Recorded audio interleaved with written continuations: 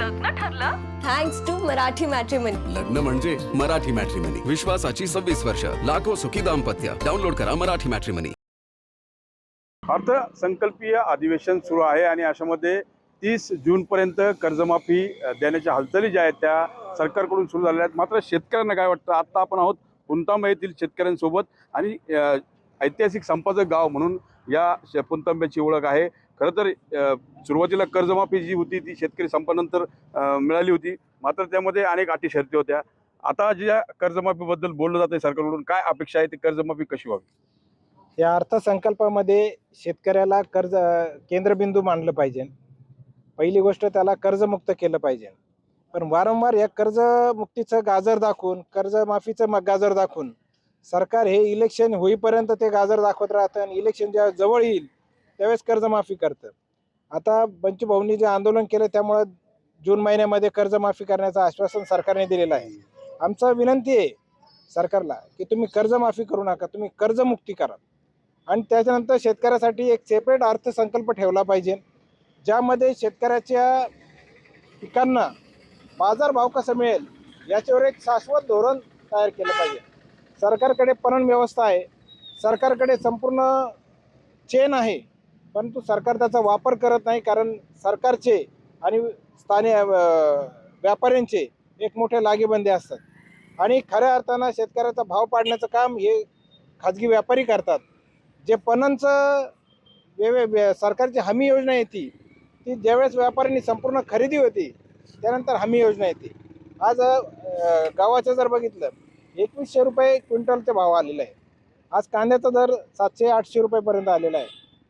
म्हणजे आज तुम्ही जर विचार केला तर माती मोल भावाने शेतकरी हे सगळं विकून टाकतो आणि नंतर तुमचे कर्जमाफी येते, त्याचे व्याज त्याला भरावं लागतं, त्याला एक शून्य गोष्ट राहत नाही. आज अनुदान देताना सरकार अनेक अटी शर्ती लावतं. तसंच सरकारने विचार केला पाहिजे, ज्याला अनुदान दिलेलं आहे त्याला कर्जमाफी पण झाली पाहिजे. कारण अनुदान देताना तुम्ही सगळे क्रायटेरिया चेक केलेले, त्यामुळं कर्जमाफी करताना त्याची संपूर्ण कर्जमाफी झाली पाहिजे. कारण अर्धवट कर्जमाफी झाली तर तो पुढं परत ते घेऊन पुढं जाणार आहे आणि पुन्हा त्याचं कर्ज भरतच आयुष्य निघून जाणार आहे.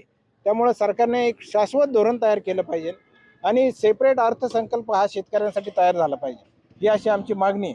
जे पीक कर्ज आहे ते तुम्ही म्हटलात की पीक कर्जाची पूर्ण रक्कम एक रकमी भरली, मात्र आता कर्ज जे आहे ते मिळण्याची शक्यता कमी आहे. कारण सिव्हिल बघितलं जातं आणि त्यामुळं थकबाकी असल्यामुळं अगोदरची कर्ज मिळत नाही. कसं बघतो?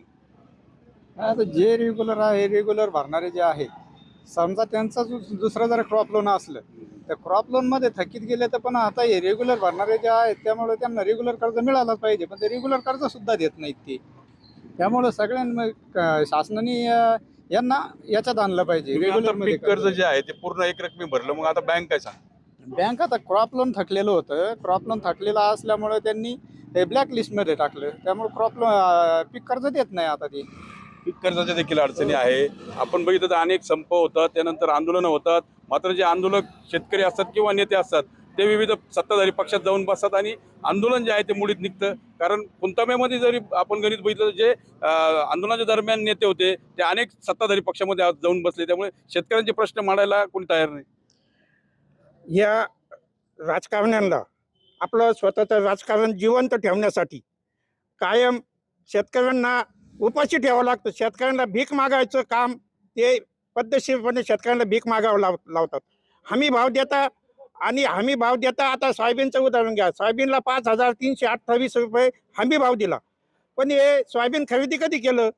शेतकरी अडचणीत असल्यामुळे स्थानिक व्यापाऱ्याला 3000, 3500, 4000च्या आत सगळं सोयाबीन तो विकून बसला अडचणीत असल्यामुळे. त्याला बँक भरायचं आहे, मुलीचं लग्न आहे, शिक्षण आहे, आरोग्य आहे, तो विकून बसतो आणि सगळा माल व्यापाऱ्याकडे गेला की हे राजकारणी अधिकारी तो माल स्वतःच्या नावावर काही लोकांना हाताशी धरून तो 5328नी खपावतात आणि शेतकरी जो कर्जबाजारी व्हायचा आहे तो राहतो. पीक निघाल्या यांनी जर सोयाबीन खरेदी केली असती तर शेतकऱ्याला 1500 रुपये क्विंटल मागं नुकसान झालं नसतं. तर आणि सरकार काय करतं, 2018 साली 25,000 रुपये रेग्युलर जो कर्ज भरतो त्याला 25,000 रुपये कबूल केले. 2019मध्ये 50,000 रुपये रेग्युलर भरतो त्याला कबूल केले. ते 50,000 अद्याप कोणाच्याही खात्यात जमा झालेले नाहीत. फक्त घोषणा करायची, वेळ मारून न्यायची असं हे सरकारचं धोरण चालू आहे. आणि माझं शासनाला म्हणणं आहे की तुम्ही हमी भाव द्या, कर्जमुक्ती असं करू नका. तुम्ही शेतकऱ्याला या शेतकऱ्याचा सातबारा करा आणि भविष्यात कधीच आम्हाला तुम्ही 2,000 रुपये देऊ नका, 1,500 देऊ नका, कर्जमाफी करू नका. फक्त हमी भाव द्या आणि रेग्युलर आमचा माल घ्या. एवढीच मी आपल्या माध्यमातून बोलतो. शिवाजी यांचं म्हणणं आहे की हमी भाव द्या, भले कर्जमुक्ती देऊ नका, कर्जमाफी देऊ नका, मात्र आमच्या मालाला शाश्वत भाव द्या. आता पुन्हा एकदा कर्जमाफीची हालचाल सुरू झालेली आहे. अनेक अटी शर्ती मागच्या वेळेस होत्या. तुम्हाला काय वाटतं, फक्त वेळ मारून नेणार आहे सर? नाही, यावेळेस सरकारला कर्जमुक्ती करावीच लागणार आहे.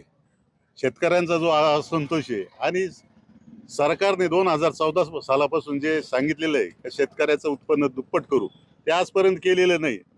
आज अराजक जर या देशामध्ये घडवायचं नसेल, नेपाळसारखी जर कंडिशन या देशामध्ये करायची नसेल, तर या भारतीय जनता पार्टीच्या सरकारला, राज्यातला असो देशातला असो, शेतकऱ्याच्या बाजूने त्यांना निर्णय करावाच लागणार आहे. दुसरी गोष्ट, कर्जमुक्ती झालीच पाहिजे या मताशी सर्व शेतकरी आहेच. पण आज जे खताच्या किमती यांनी वाढवलेल्या आहेत, त्याचं अनुदान यांनी कमी केलेलं आहे.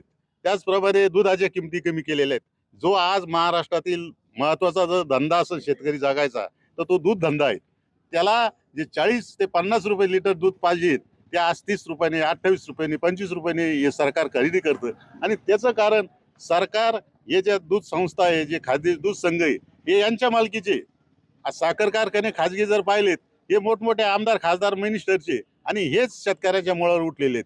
तेव्हा सरकारने शेतकऱ्याच्या बाजूने जर भूमिका घेतली नाही, तर हे सरकार या ठिकाणी मातीत गाडल्याशिवाय शेतकरी राहणार नाही, असं आमचं प्रामाणिक मत. एकंदरीत शाश्वत हमी भाव, त्यासोबत कर्जमुक्ती आणि दुधाला देखील जो दर आहे ते वाढून मिळाले पाहिजे, अशी अपेक्षा जी आहे ती शेतकऱ्यांनी व्यक्त केलेली आहे. मनोज गाडेकर, TV9 मराठी, पुणतांबा, अहिल्यानगर. लग्न ठरलं थँक्स टू मराठी मॅट्रिमनी. लग्न म्हणजे मराठी मॅट्रिमनी. विश्वासाची 26 वर्ष, लाखो सुखी दाम्पत्य. डाउनलोड करा मराठी मॅट्रिमनी.